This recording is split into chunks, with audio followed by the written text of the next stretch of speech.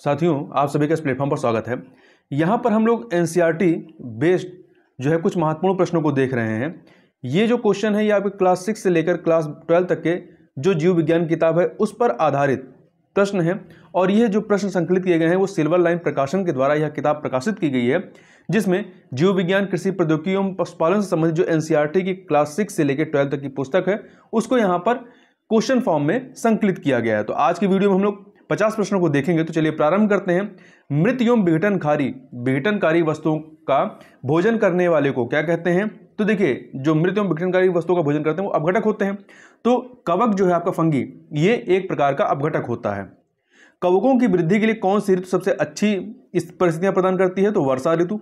सामान्यतः कवकों के बीजाणु, जो कवक या फंगी होते हैं, इनके बीजाणु कहां पर उपस्थित होते हैं? तो वायु में, एयर में होते हैं। कुछ जीव अपना आवास एवं पोषक तत्व एक दूसरे के साथ बांटते हैं, इसे क्या कहते हैं? तो ये एक लाभदायक संबंध होता है, एक दूसरे से लेन देन होता है। तो ये सहजीवी संबंध कहलाता है। क्या कहलाता है? सहजीवी, जिसमें दोनों को लाभ होता है। किस जीव में दो भागीदार होते हैं? तो लाइकेन में दो भागीदार होते हैं। लाइकेन में एक भागीदार आपका कवक होता है, दूसरा शैवाल होता है। और ध्यान रखिएगा, लाइकेन जो है ये वायु प्रदूषण का सबसे अच्छा सूचक माना जाता है। पादपों से प्रोटीन बनाने के लिए किसकी अधिक आवश्यकता होती है? तो नाइट्रोजन की। पौधों को नाइट्रोजन की आपूर्ति कौन सा जीवाणु करता है? तो राइजोबियम करता है। राइजोबियम अपना भोजन स्वयं नहीं बना सकते। ये किस प्रकार के पादपों की जड़ों में रहते हैं? तो जो फलीदार पादप होते हैं उनकी जड़ों में रहते हैं, जैसे कि आपके दाल या मटर के जो पेड़ होते हैं, पादप होते हैं। किस खाद्य पदार्थ के पौधों से राइजोबियम का सहजीवी संबंध होता है? तो दाल से। एंटीसेप्टिक सर्जरी का सूत्रपात किसने किया था? जोसेफ लिस्टर ने। The history of Hindu science किसकी कृति है? तो यह जो है वैज्ञानिक मेघनाथ साहा की है। चेचक के टीके की खोज किसने की? तो एडवर्ड जेनर ने। किसने? एडवर्ड जेनर ने। निम्न से कौन भोजन करने के लिए अपना आमाशय बाहर निकालता है? स्टारफिश निकालती है। निम्न में से कौन कैल्शियम कार्बोनेट के कठोर कवच वाले जंतुओं का आहार करता है? स्टारफिश करता है। ध्यान रखिएगा, जो मोलास्का संघ होते हैं इसके सदस्यों की विशेषता होती है कि इनमें कवच पाए जाते हैं। आगे बढ़ते हैं। निम्न से कौन मलाशय से जुड़ा होता है? तो जो बड़ी आंत होती है, लार्ज इंटेस्टाइन, ये जुड़ी होती है। आगे बढ़ते हैं। अगला प्रश्न है, निम्न से कौन पाचक रस स्त्रावित करता है? कौन पाचक रस स्त्रावित करता है? तो देखिए, पाचक रस स्त्रावित करता है लाल ग्रंथि, यकृत, अग्नाशय, ये सभी के सभी करती हैं। अर्थात डी ऑप्शन आपका सही हो जाएगा। यकृत, जिसे लीवर कहते हैं, यह मनुष्य की सबसे बड़ी ग्रंथि होती है और इससे पित्त स्त्रावित होता है। क्या स्त्रावित होता है? पित्त स्त्रावित होता है, या पितरस बाइल डक्ट जो कि क्षारीय होता है। जबकि अग्नाशय, जिसे स्टमक कहते हैं, इससे जो है इसमें पाइलोरिक ग्रंथियां होती हैं, इससे जठर रस या गैस्ट्रिक जूस निकलता है, जो कि हल्का पीला रंग का अम्लीय द्रव होता है। ठीक है। और ये जो जठर रस होता है, गैस्ट्रिक जूस, इसमें दो एंजाइम पाए जाते हैं, पेप्सिन और रेनिन। पेप्सिन और रेनिन पाए जाते हैं। पेप्सिन प्रोटीन को खंडित कर सरल पदार्थों में अर्थात पेप्टोन्स में परिवर्तित करता है, जबकि रेनिन जो होता है वो दूध की धुली हुई प्रोटीन कैसिनोजेन को ठोस प्रोटीन कैल्शियम पैराकेसिनेट के रूप में बदल देता है। आगे बढ़ते हैं। निम्न से कौन एक मांसल पेशीय अंग है? तो आपकी जीभ। निम्न से कौन पित्तरस अर्थात बाइल डक्ट को स्त्रावित करती है? तो जो यकृत या लीवर होती है ये स्त्रावित करती है। ठीक है। पित्तरस कहाँ शरीर में कहाँ संग्रहित होता है? तो पित्ताशय, जिसे गाल ब्लैडर कहते हैं, गाल ब्लैडर में होता है ये। अगला है, प्रोटीन निम्न से किस में परिवर्तित हो जाता है? तो प्रोटीन जो है ये अमीनो अम्ल में परिवर्तित हो जाता है। भोजन का वह भाग जिसका पाचन नहीं हो पाता है अथवा अवशोषण नहीं हो पाता है वो कहाँ भेज दिया जाता है? वो बड़ी आंत में भेज दिया जाता है और बड़ी आंत से ये फिर बाहर निकाल दिया जाता है। ठीक है। बड़ी आंत से फिर बाहर मल में कन्वर्ट होकर के बाहर निकल जाता है। किसकी सतह से पचे हुए भोजन का अवशोषण होता है? तो दीर्घरोम या रसांकुर, जो कि आपका कहां पे होता है? छोटी आंत में होता है।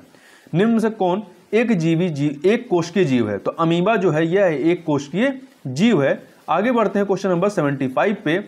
तो भोजन का पाचन कहां पर प्रारंभ होता है? तो भोजन का पाचन जो है आपके मुख से प्रारंभ हो जाता है और ये जो है 5 चरणों में चलता है। पहला कहलाता है अंतर्ग्रहण, या जिसे इंग्लिश में इंजेशन कहते हैं, जबकि दूसरा होता है पाचन, डाइजेशन होता है। तीसरा अवशोषण, एब्जॉर्प्शन कहलाता है।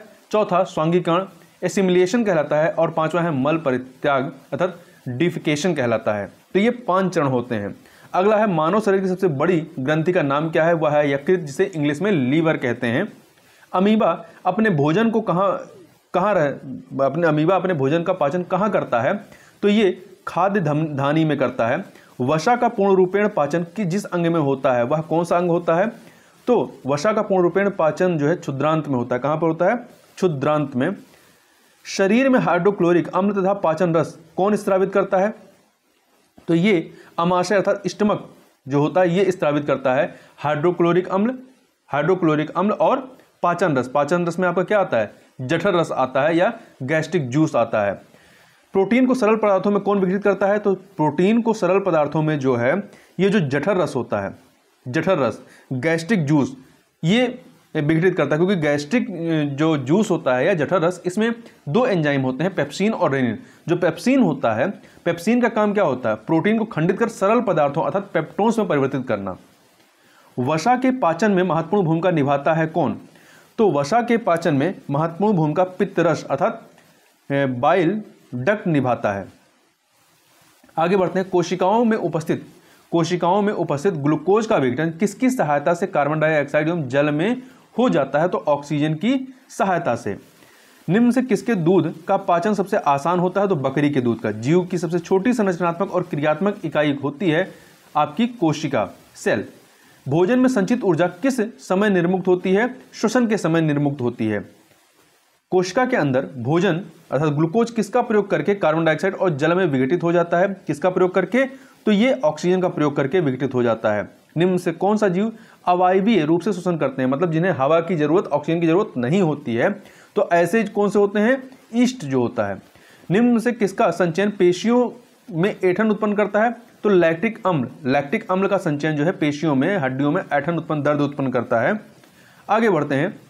अगला है किसकी आपूर्ति बढ़ जाने से लैक्टिक अम्ल का कार्बन डाइऑक्साइड और जल में पूर्ण विघटन हो जाता है, तो ऑक्सीजन की उपस्थिति बढ़ जाने से।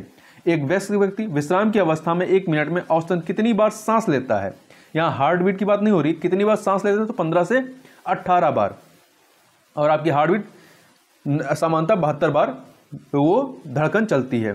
तब आगे बढ़ते हैं। खनन क्रिया में व्यक्ति कितने प्रतिशत ऑक्सीजन अंदर लेता है, तो 21%। कितना, 21% लेता है। मछलियां किसकी सहायता से सांस लेती हैं, तो क्लोम की सहायता से। क्लोम जिसे गलफड़े कहते हैं। उच्छ्वसन के समय पसलियां क्या होती हैं, बाहर की ओर गति करती हैं। देखिए उच्छ्वसन मतलब जब आप सांस अंदर खींचते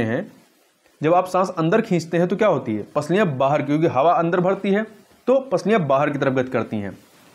तिलचट्टों के शरीर में वायु प्रवेश करती है उनके श्वास रंध्रों से। किससे, श्वास रंध्रों से। पचे हुए भोजन को छोटी आंत से शरीर के अन्य भागों तक कौन ले जाता है, पचे हुए भोजन को, तो जो रक्त या ब्लड होता है वो ले जाता है। फेफड़ों से ऑक्सीजन को शरीर की कोशिकाओं तक कौन ले जाता है, तो ये काम रक्त ही करता है, ब्लड करता है। रक्त एक तरल से बना है, उसे कहते हैं प्लाज्मा। देखिए रक्त में जो है दो प्रकार के दो एलिमेंट होते हैं, दो प्रकार के पदार्थ होते हैं, एक प्लाज्मा कहलाता है, दूसरा रुद्राणु या ब्लड सेल कह सकते हैं। आगे बढ़ते हैं। रक्त की लाल कोशिकाओं, रेड ब्लड सेल को क्या कहते हैं, इसे हीमोग्लोबिन कहते हैं। चूंकि इसमें लाल होता है इसलिए हीमोग्लोबिन की वजह से ये लाल होता है। ऐसे इसका अन्य नाम क्या है, इरिथ्रोसाइट कहते हैं, इसे इरिथ्रोसाइट भी कहते हैं। और हीमोग्लोबिन में जो है इसमें हीम नामक रंजक होता है, जिसकी वजह से इसका कलर जो होता है लाल होता है। और इसमें ग्लोबिन लौहयुक्त प्रोटीन पाया जाता है, जो जिसमें क्षमता होती है कि ऑक्सीजन और कार्बन डाइऑक्साइड दोनों का संयोजन या दोनों का संयोग कर सकती है। किसकी उपस्थिति के कारण रक्त का रंग लाल होता है, तो हीमोग्लोबिन की वजह से। इसमें हीम नामक रंजक पाया जाता है जिसकी वजह से लाल रंग होता है।